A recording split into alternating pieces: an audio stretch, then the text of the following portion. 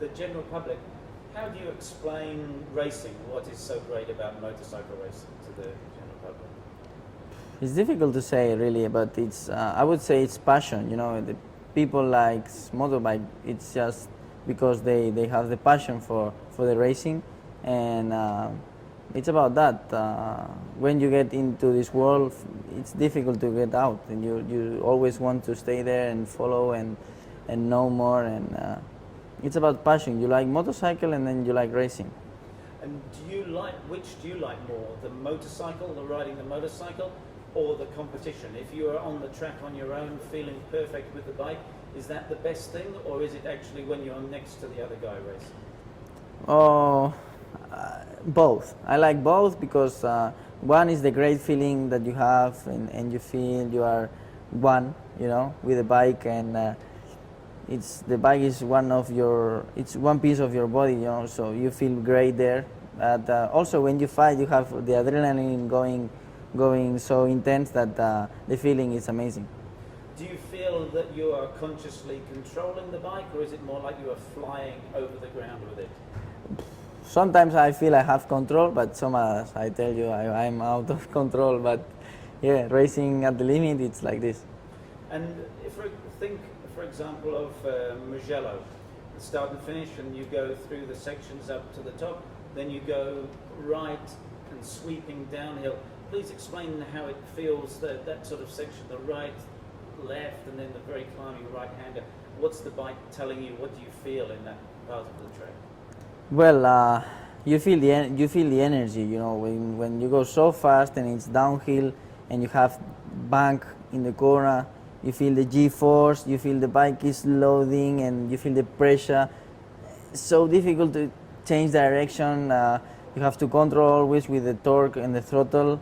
So yeah, it's at the same time you are feeling the tires that are on the limit with the bumps.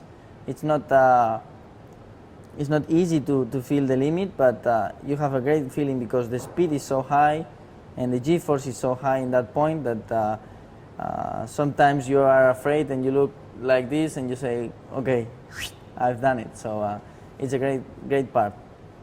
And why did you get involved in racing in the first time?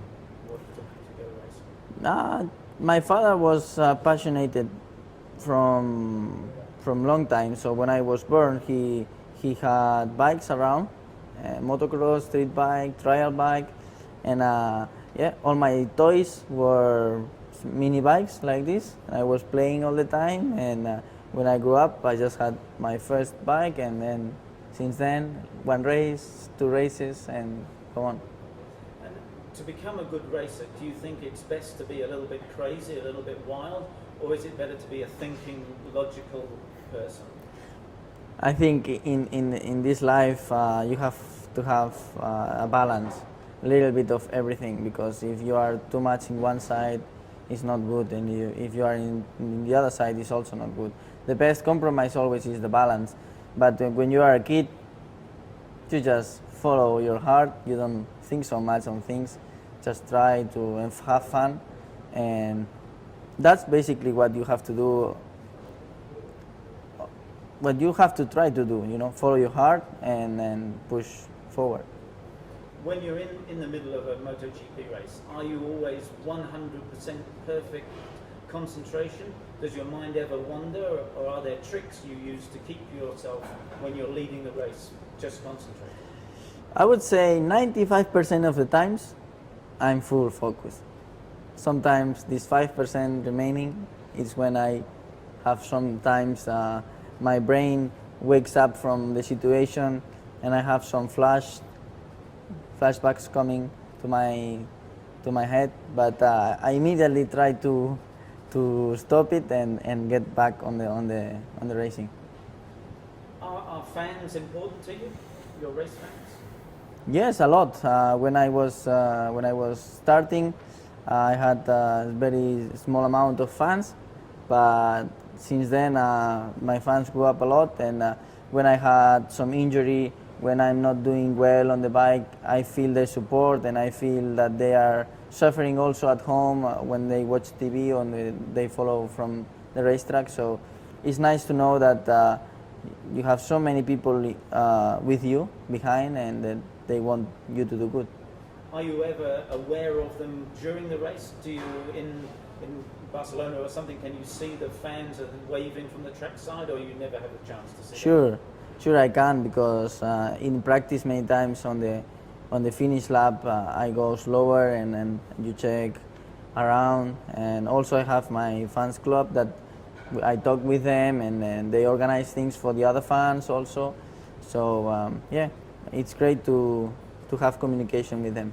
And when you win, do you sometimes think, oh, that's great, the fans will love it, or is you just winning for yourself?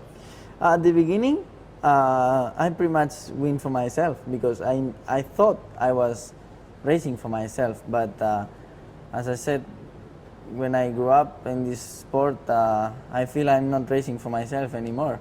It's much more than me. And if you crash, especially if you hurt yourself, is there a time when you think, why do I go racing? It's crazy. I had a few, that I never thought why I race. I thought, why me again?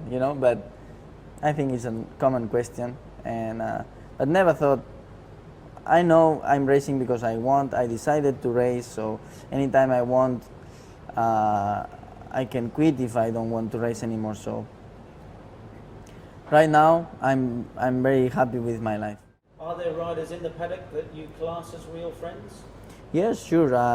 For example, Julian Simon, Hiroshi Aoyama, they are good friends of mine, and I like to stay with them because we had we used to train before together in the winter time with motocross, bicycles, so we still have a good relation.